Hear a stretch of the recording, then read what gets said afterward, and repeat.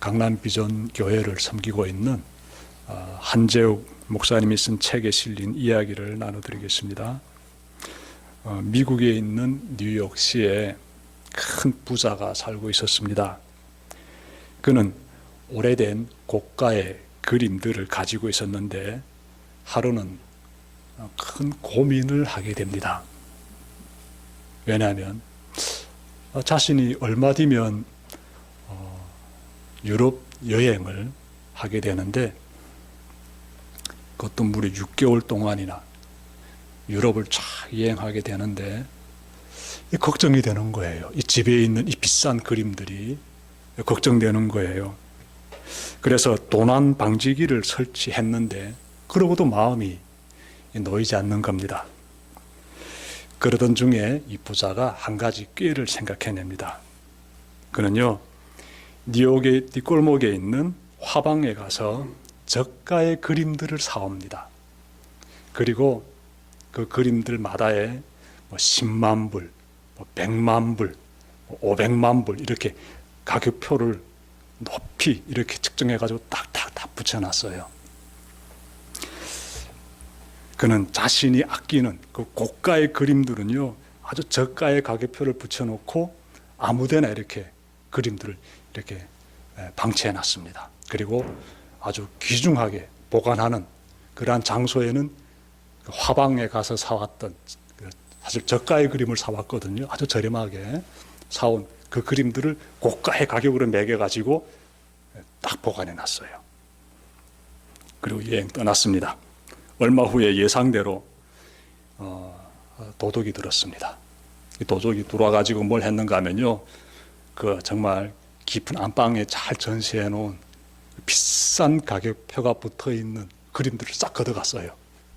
그리고 그냥 이곳저곳에 그냥 널려놨던 그 진짜 귀한 그림들은요, 저가의 가격표가 매겨져 있기 때문에 건드리지도 않았어요. 도둑에게는 그림의 진가를 이렇게 분별하는 안목이 없습니다. 여러분, 그 도둑이 돌아가서 자신이 이렇게 훔쳐온 그림들이 다 이렇게 저가의 작품인 걸 알게 되면은 정말 통탄할 것입니다. 이런 사건을 보게 되면은 우리 인생도 좀 이렇게 비춰볼 필요가 있을 것 같습니다. 우리 인생은 지금 어떻게 흘러가고 있는지, 나는 무엇을 지금 쫓아서 움직이고 있는지 좀 살펴볼 수가 있지요. 도둑이 보는 관점이 있습니다. 눈에 정확히 드러나고 있는 현실을 보고 있어요. 그래서 그는 정말 깊숙한 곳에 비싼 그림들로서 보이는 그러한 작품들을 다 걷어가지고 갔는데 그것이 그 사람에게는 굉장히 중요한 분별력이에요. 여러분들은 지금 어떤 걸 지금 보면서 지금 쫓고 있습니까? 여러분들은. 우리 인생에서 우리에게 굉장히 이렇게 매력을 주면서 우리를 유혹하는 그런 힘들이 있지요. 대표적인 것이 쾌락입니다. 그리고 또 탐욕이고요. 그래서 쾌락과 탐욕이 굉장히 우리 마음을 확 끌어당깁니다. 그래서 그쪽을 향해서 갈 수가 있어요. 너무나 이 쾌락과 유혹은 우리에게 강한 이런 흡입력을 이렇게 뿜어내고 있습니다. 그래서 많이 그쪽에 끌려가지요. 그런데 여러분, 성경 보게 되면은요, 진짜 어느 누구보다도 더 많은 그 즐거운 인생을 살았던 사람, 하고 싶은 거 다 누렸던 사람이 있는데 그 사람이 솔로몬이에요. 근데 그가 이렇게 말했습니다. 전도서 2장 10절부터 11절에서요, 제가 말씀 받드리겠습니다. 잘 경청해 보십시오. 그가 이렇게 말했어요. 무엇이든지 내 눈이 원하는 것을 내가 금하지 아니하며, 내 눈이 원하는 건 내가 금하지 않는다는 거예요. 무엇이든지 내 마음이 즐거워하는 것을 내가 막지 아니하였으니 이는 나의 모든 수고를 내 마음이 기뻐하였음이라. 내 하고 싶은 대로 다 했다는 거죠. 이것이 나의 모든 수고로 말미암아 얻은 몫이로다. 그 후에 내가 생각해 본즉 내 손으로 한 모든 일과 내가 수고한 모든 것이 다 헛되어 바람을 잡는 것이며 해 아래서 무익한 것이로다 라고 말했습니다. 예. 이 솔로몬이 굉장히 중요한 말 했어요. 그냥 교과서를 펼쳐놓고 말한 게 아니에요. 내가 한 나라의 왕이 되고 그것도 지혜로운 왕이 돼가지고 내가 정말 하고 싶은 건 다 이루면서 다 즐겨봤는데 그렇게 살아가지고 노년이 되고 보니까 내가 살아온 삶의 시간들이 헛되다라고 말하는 거예요. 세상의 쾌락과 즐거움을 쫓아서 살게 되면 나중에 솔로몬처럼 이렇게 쓰거운 후회를 하게 된다는 것이에요. 그러면서 솔로몬은 이렇게 말했죠. 전도서에서 하나님을 경외해라. 그것도 언제부터? 젊었을 때부터 하나님을 경외하면서 살아라. 그러면 하나님을 경외하면서 살려면 어떻게 해야 할까요? 곧바로 이어지게 되는 질문이지요. 그림의 가치를 알려면 그 분야에 대해서 알아야 합니다. 지식이 있어야 해요. 그 도둑이 만약 그림에 대한 그 분야의 지식을 습득했다면 결코 그렇게 저렴한 작품을 들고 나오지는 않습니다. 알아야 돼요. 하나님에 대해서 잘 아는 사람이 하나님을 경외하는 삶을 살 수 있습니다. 그리고 그런 사람들은 인생의 방향을 잘 정하고 살아갈 수가 있어요. 여러분 시편 119편 105절 오늘 본문인데 보시게 되면은요, 다윗은 하나님의 말씀을 내 발의 등불이요 내 길의 빛이라고 말하고 있어요. 하나님의 말씀이 나를 밝혀주는 빛이다 라고 해요. 다윗의 인생이 지금 어떻게 보여집니까? 그는 헛것을 보고 쫓아가지 않아요. 하나님의 말씀이 비춰주는 걸 바라보면서 나는 그곳에 서 있다라고 말하고 있어요. 토요일 저녁에 우리 노춘범 형제님 회사에서 일하고 교회로 왔습니다. 예배드리기 위해서 저녁에 왔어요. 그리고 저하고 인터넷으로 이렇게 신앙 양육을 받는 시간 가졌습니다.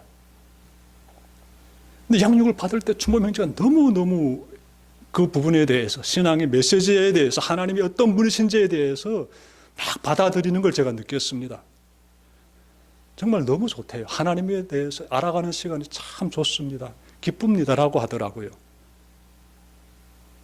하나님에 대해서 알아가는 것만큼 빛이 비쳐납니다. 내가 어떻게 걸어가야 되는지를 방향 설정하게 되지요. 이 다윗은 하나님의 말씀이 비춰주는 곳에 딱 서 있다고요.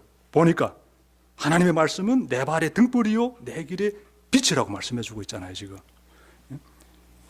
다윗처럼 하나님의 말씀의 빛 가운데 거하는 사람은요, 세상의 욕망이라든지 쾌락을 비롯한 온갖 유혹의 빛을 따르지 않습니다.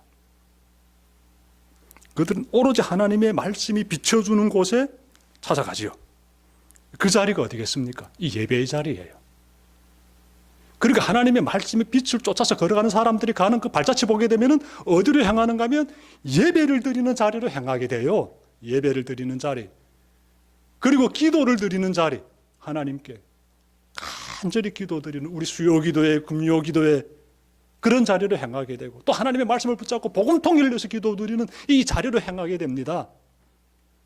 하나님의 말씀의 빛을 따라가는 사람들의 인생의 여정이 그렇게 이어집니다. 근데 하나님의 빛을 경험하지 못하면 그 자리로 찾아갈 수가 없지요. 하나님의 빛을 경험하지 못했다는 것은 그 사람의 영혼에 지금 문제가 있다는 거예요. 하나님의 말씀이 선포되는 예배의 자리 가기 싫어하고 기도의 자리 가기 싫어하고 복음통일 기도의 자리도 가기 싫어하고 금요 기도의 자리도 가기 싫어하고 그런 마음을 가지고 있다는 것 자체가 그 사람의 내면의 영혼에 지금 어둠의 그림자가 비껴 있다는 거예요. 어둠의 그림자가. 여러분 하나님은요 전지전능한 하나님이십니다. 어저께 춘범 형제님 제가 그렇게 전해드렸죠. 하나님은 전능하신 하나님이시다. 그런데 전능하신 하나님이 굉장히 전능하신 분이 우리에게 강압적으로 자신의 그 말씀의 빛을 비춰주십니까? 안 그래요. 저 감동받았다는데요. 전능하신 분이 강력한 힘을 가지고 그냥 무조건 꼼짝달싹 못하게 우리가 말씀의 빛 가운데 거할 수 있도록 인도하시는가 봤더니 그렇게 하지 않으시더라고요. 요한계시록 3장 20절 보십시오. 내가 문 밖에 서서 두드리노니 누구든지 내 음성을 듣고 문을 열면 내가 그에게로 들어가서 그와 더불어 먹고 그는 나와 더불어 먹으리라. 나를 맞아들이면 내가 들어가겠다. 나는 문 밖에 서서 두드린다라고 해. 나의 결정권에 대해서 하나님께서 기다리고 계신다는 거예요. 자신이 강한 능력을 가지고 뚫고 들어오는 것이 아니라 결정해라. 결정해라. 우리 마음이 하나님의 말씀의 빛 가운데로 들어가기를 우리가 먼저 어떻게 결정해야지요. 사모해야지요. 나 예배 드리겠습니다. 저는 교회 개척하고 지금까지 감사한 게 있어요. 하나님께. 저도 인간인지라 저도 몸이 피곤하고 저도 누워서 앓고 싶고 그런 때가 왜 없겠습니까? 특별히 주일 되게 되면은. 그런데 참 감사한 게 힘이 나요. 예배 드리는 시간, 기도회가 있는 시간 되게 되면 다 힘이 나요. 하나님께서 세워주시고 준비 다 하게 해주시고요. 아주 나중에 계속 이 시간이 이어질수록 저희 간증은 더 깊어질 것입니다. 그러니까 하나님께 마음을 열고 하나님의 빛 가운데 들어가고자 하는 사람들은요, 하나님께서 그다음부터 그 사람을 계속 역사해 주시는데요. 세워주시고 살게 해주시고요. 쓰임받게 해주십니다. 근데 그 마음의 영적인 문제가 있는 사람들, 마음의 영적인 어둠에 눌려있는 사람들, 이런 사람들은요, 예배 드릴 때 되게 되면은, 기도회 자리에 참석해야 되는 그때가 되게 되면은, 온갖 일이 생겨나게 되고, 온갖 걱정이 생겨나게 되고, 그래서 어떻게? 핑계거리가 생기는 거예요. 그 자리 찾아가지 않지요. 이런 일들이 우리의 삶에서 일어나게 됩니다. 그러니 영적으로 딱 각성된 사람들은요, 내가 먼저 해야 될 일은 무엇이다? 하나님의 말씀이 내 가운데 들어와서 역사할 수 있도록 계속 내 마음을 열어야 돼요. 나와 함께 해 주십시오. 내가 걸어가겠습니다, 하나님. 그러면 힘 주신다고요. 말씀의 자리로 인도하시고 하나님의 역사가 일어난다고요. 그래서 우리가 성찰하지요. 내 지난번에 기도회 가기 주저하고, 기도에 들을까 몸이 아프고, 예배 드릴까 하게 되면 걱정이 생기고, 다른 일이 생기고, 그래서 난 모르겠다, 교회 안 간다, 이런 마음들 가질 때마다 다 성찰해야 됩니다. 내면에 어떤 문제가 있는지를 성찰해야 돼요. 성찰해야 돼요. 사탄이라는 존재에 대해서 절대로 가볍게 생각하면 안 됩니다. 눈 파랗게 뜨고 움직이고 있는 존재예요. 사탄이라는 존재는. 귀신이라고도 해요. 마귀라고 해요. 귀신은 마귀의 졸개들이고, 하나님을 대적하는 자들이 굉장히 맹활동하고 있습니다. 저는 그래서 우리가 오늘 이 시간 통해 가지고 우리가 말씀의 빛 가운데로 들어가야 된다라는 사실 잘 전해드리고 싶고요. 여러분들이 이 사실을 꼭 잊지 마시길 바랍니다. 105절 주님의 말씀은 내 발의 등불이요 내 길의 빛입니다 라고 다윗이 고백하고 있는데, 여러분들도 이렇게 고백하시길 바랍니다. 요한복음 1장 9절부터 11절 보시면요, 참빛 곧 세상에 와서 각 사람에게 비추는 빛이 있었나니 그가 세상에 계셨으며, 여기서 그가는 예수님을 가리켜요. 참빛은 예수님을 가리켜요. 세상은 그로 말미암아 지은 바 되었는데 세상이 그를 어떻게 알지 못했다라고 해요. 참빛이 세상에 왔는데, 즉 예수님이 이 땅에 오셨는데 사람들은 예수님을 어떻게 영접하지 않았다. 그래서 11절 보게 되면 자기 땅에 오매 자기 백성이 영접하지 아니하였으나 이렇게 말씀하고 있어요. 예수님을 영접하는 사람이 결국 하나님의 빛 가운데 들어가고, 나 영접하지 않을래, 이런 사람은 빛 가운데 들어가지 못한다는 것이지요. 사탄은 지금도 각 사람들 가운데서 예수님께로 나아가고자 하는 사람들을 어떻게 하나 그 걸음 막으려고 하지요. 막으려고 해요. 사람마다 가지고 있는 마음의 약한 고리가 있습니다. 그걸 딱 건드려요. 약한 고리. 그 약한 고리가 세상의 염려와 걱정일 수도 있고, 아니면 세상의 즐거움이나 쾌락일 수도 있고요. 교회에 대한 헌신보다는 나의 안락과 나 중심의 세계에 머물려고 하는 욕구일 수도 있습니다. 이 외에도 사탄이 공격한 약한 고리는요, 얼마든지 많습니다. 나 자신을 돌아봐야지요. 내가 무엇 때문에 신앙생활을 부담스럽게 생각하는지 살펴보면, 사탄이 나의 믿음을 무너뜨리고자 어느 부분을 공격하고 있는지 발견할 수가 있어요. 여러분의 영혼이 사탄의 그림자가 아닌 하나님의 말씀의 빛으로 밝게 빛나길 바랍니다. 그러자면요, 두 가지를 행해야 돼요. 두 가지. 첫째로 하나님의 말씀대로 행하겠다고 결단해야 돼요. 이 결단이 굉장히 중요합니다. 결단은 하나님 믿는 사람들이라면은 결단해야 되는 거예요. 결단의 자리가 있어야 돼요. 다윗에게는 결단의 자리가 있습니다. 106절 보십시오. 주님의 의로운 규례들을 지키려고 나는 맹세하고 또 다짐합니다. 결단하는 거예요. 뭘 하겠다고? 하나님 말씀을 지키겠다고. 그래서 주의 의로운 규례들을 지키려고라고 하는 겁니다. 하나님 말씀을 지키겠습니다라고 어떻게 결단하는 거예요. 인생의 중요한 기준이요, 여기서 제시됩니다. 인생의 중요한 기준. 나는 하나님의 법을 지키는 사람 되겠습니다. 여러분, 이 기준이 중요해요. 인생 살아가는데 방향 잘 잡아야 됩니다. 제가 이렇게 배 타고 바다 나갔을 때 보니까요, 이 바다가 육지를 벗어나게 되면은요, 사방이 그냥 바다입니다. 사방이 그냥 바닷물로 철렁철렁거려요. 도대체 어디가 어딘지 몰라요. 동서남북을 알 수가 없습니다.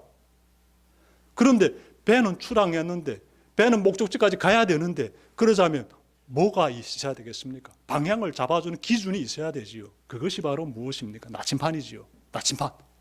나침판이 있으면 배는요, 목적지까지 잘 갑니다. 어떤 풍랑이 몰아쳐도요, 잘 이겨내고 목적지까지 가게 되죠. 왜? 나침판이 있으니까. 인생의 기준이 있어야죠. 하나님의 말씀, 그 말씀대로 내가 지키면서 살겠다는 그 결단 있어야 되는 거예요. 나침판만 보고 이쪽이네 하고 생각하고 움직이지 않게 되면 목적지에 도착 못해요. 노력해서 분투해서 걸어가야 됩니다.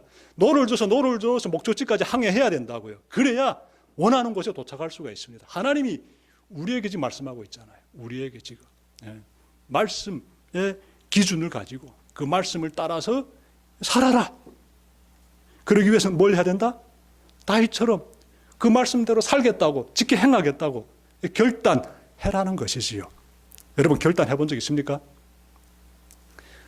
우리 뒤에 앉은 형제님 결단해 보신 적 있어요? 나 이제부터 하나님 말씀대로 살겠습니다. 뚜렷하게 하나님 앞에서 결단해 본 적 있습니까? 인생에서 그런 결단은 꼭 해야 됩니다. 그런 결단. 하나님 믿는 사람이기 때문에, 하나님을 영접한 사람이기 때문에. 우리 형제님 나에게 아주 은혜로운 간증했어요. 목사님, 제가요, 전에는요, 얘기할 때 항상 욕을 달고 살았습니다. 말할 때마다. 왠지 욕을 달아야 뭔가 내가 좀 나됨이 좀 느껴졌던 것 같아요. 욕이 빠지면 뭔가 좀 2% 부족한 것처럼. 그래서 늘 욕을 달고 살았는데, 또 현장에서, 건설 현장에서 거세찬 사람들과 일하다 보니까 그랬을 수도 있지요. 근데 목사님, 제가 지금 욕하지 않습니다. 내 입에서 욕이 사라졌대요. 좀 기적이라고 생각합니다. 기적이요. 네. 선한 언어가 나오는 거 아니겠습니까? 상대방의 인격을 공격하는 욕들이 사라지게 되고 좋은 말들을 지금 구사한다는 거 아니겠습니까? 이제 결단하십시오. 하나님께서 기뻐하시는 이 일 앞으로도 계속하겠습니다라고. 내 입에서 다시는 욕이 터져 나오지 않도록 하나님, 제가 최선을 다해서 노력하겠습니다. 하나님. 이렇게 결단해야 돼요. 그 외에도 많지요. 이 음란에 빠져 있는 이 허목한 이 세상을 보면서, 그런데 내가 빠지지 않겠습니다라고 결단 딱 하는 사람도 있을 수 있어야 되고요. 시기 질투에 내가 늘 수시로 빠져 있는데 이젠 제가 그 속에 빠져 살지 않겠습니다라고 결단해야 되고요. 뭐 쾌락주의 다 좋지요. 나 중심주의 인생 다 좋아요. 과거엔 그렇게 살았겠지요. 이제는 그렇게 살지 않겠습니다. 결단하는 우리 대성의 교우들 다 있었으면 좋겠습니다. 그 결단이 있어야 삶이 변화됩니다. 그 결단이. 꼭 명심하십시오. 하나님을 경외한 사람 되려면, 말씀의 빛 가운데로 걸어가는 그러한 인생 살려면요, 꼭 신앙에서 결단의 자리가 있어야 됩니다. 많은 결단하시면서 놀라운 변화를 만들어내시길 바랍니다. 둘째로 보게 되면은 죽을 정도의 고통 앞에서도 주님을 의지해야 합니다. 어느 정도? 죽을 정도의 고통. 일반적인 고통은 내려놓읍시다. 진짜 죽을 정도의 고통은요, 차라리 죽는 것이 낫다. 차라리 그만 살고 있는 죽자. 이 지경에까지 처했던 그런 사람들은 잘 느낄 수가 있어요. 그 정도 고통에 처했을지라도 주님을 의지해야 한다라는 거예요. 그런 사람들이 하나님을 경외하는 사람, 말씀 빛 가운데로 그런 사람들이에요. 107절 보십시오. 주님, 내가 받는 고난이 너무 심하니 주님께서 약속하신 대로 나를 뭐라고 합니까? 여러분 보십시오. 주님께서 약속하신 대로 나를 살려주십시오라잖아요. 살려주십시오. 나를 살려주십시오라는 건 무슨 뜻입니까? 내가 지금 죽게 됐다는 거예요. 근데 죽게 됐다는 거예요. 굉장히 고통스럽다는 겁니다, 지금. 그래서 살려주세요라고 지금 하나님께. 다윗이 지금 말해놓은 거예요. 지금 날 살려주세요라고. 근데 이거 우리 좀 잘 찾아봐야 돼요. 도대체 지금 이 말씀을 통해서 하나님이 우리에게 하고자 하시는 그 깊은 뜻이 있지 않겠습니까? 무엇일까요? 다윗이 하나님의 빛 가운데로 걸어가고 있다고 앞서 말씀했잖아요. 아니, 하나님의 빛 가운데로 걸어가고 있는데 그 사람의 인생에 왜 이렇게 죽을 정도의 고통이 있는 것일까? 우리가 이어서 생각해야 됩니다. 이 속에서 하나님이 우리에게 주시는 귀한 음성이 나오는 거예요. 하나님의 빛 가운데로 걸어가는 인생 만만치 않다는 겁니다. 하나님을 바라보면서 경외하는 자의 인생 만만치 않다는 거예요.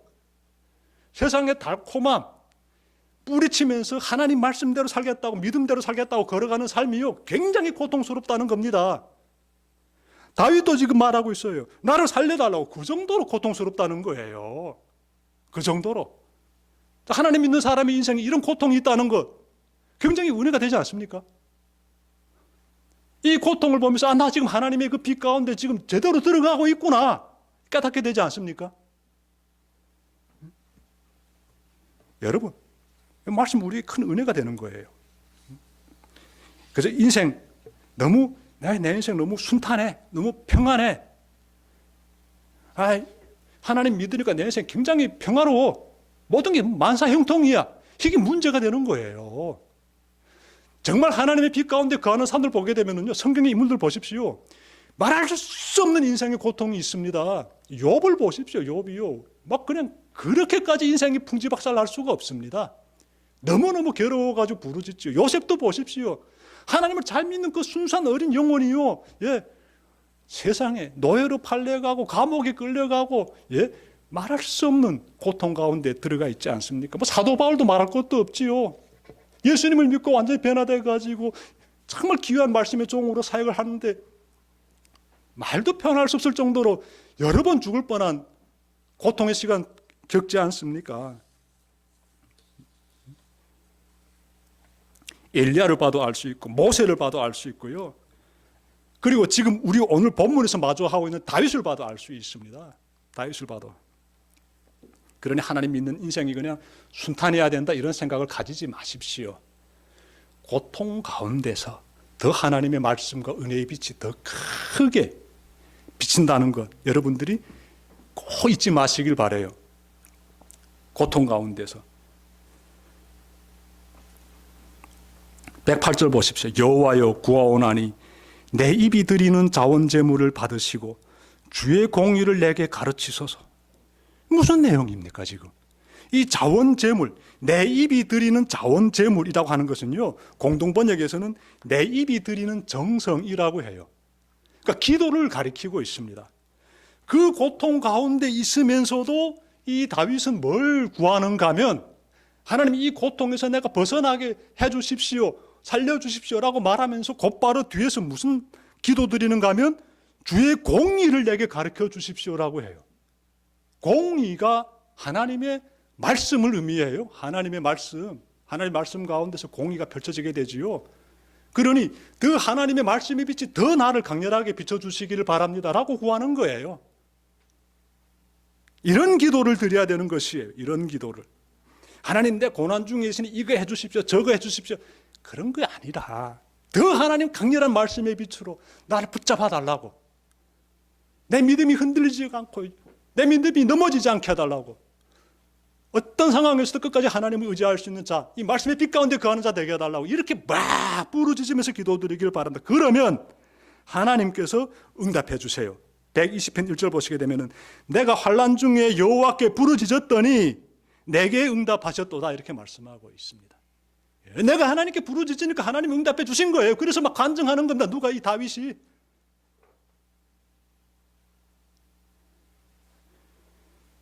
여러분, 분단된 한반도를 보면 우리가 다윗처럼 하나님의 말씀의 빛 가운데서 간절히 기도드려야 함을 또 느끼게 됩니다. 이 분단된 이 땅을 보게 되면은요, 이 대한민국 보게 되면 잘 먹고 잘 살고 편안하고 기름진 얼굴하고 모두 다니니까 이쪽에 그냥 물들 수가 있어요. 하지만 영적으로 깨어가지고 이 한반도 딱 보게 되면은요, 굉장한 고통이 느껴지게 됩니다. 분단돼 가지고요. 분단 연구하러 가고 있는 저 북한 저 독재 정권을 바라봐야 되는 것이고, 통일에 대해서 부담스럽게 생각하는 이 대한민국 이 땅덩어리도 봐야 되는 것이고, 이 동족이 둘로 확 쪼개져 가지고 지금 이렇게 고통 가운데 비명을 지르면서 힘든 시간 보내고 있는데 우리는 그것을 감지하지 않고 그냥 세상에 그냥 소리에 빠져 가지고 산다면 문제되는 것이지요. 문제되는 것이죠. 한반도가 겪고 있는 이 진통, 분단의 진통을 망각하면 안 됩니다. 하나님의 말씀이 빛에서 이 나라를 보게 되면 복음 통일을 가로막는 온갖 세력들이 발견되고 또 고통 겪고 있는 우리 민족의 순환사 깊이 느껴집니다. 우리는 생명의 위험 앞에서 주님 살려주소서 부르짖던 그 다윗처럼 하나님의 말씀의 빛 가운데서 두 동강난, 한반도의 분단, 이 고통을 품고 주여 살려주소서 간절히 부르짖어 기도드려야 합니다. 그럼 하나님께서 하나님의 때에 꼭 응답해 주실 것이에요. 기도드립시다.